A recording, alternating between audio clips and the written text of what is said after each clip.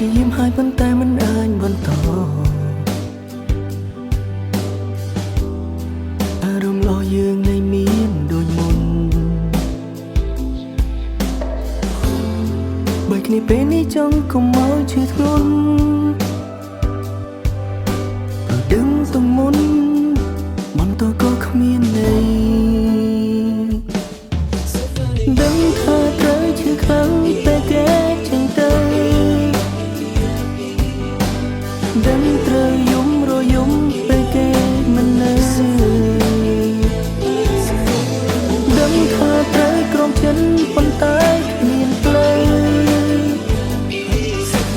ចាជាងពេលនេះមិនចង់លងខ្លួនជ្រៅ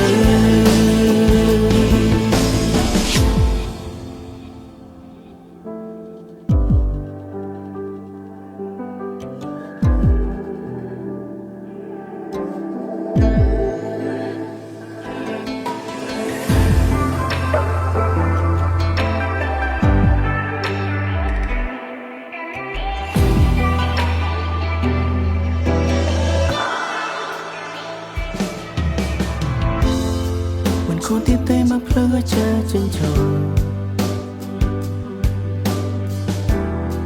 ទៅលើស្រនំក៏គ្មានតម្លៃគេញឹមរយប់គេមិនដែលសួរកើតអីតែស្ដាយធ្វើអ្វីបើគេមិនដែលខ្វល់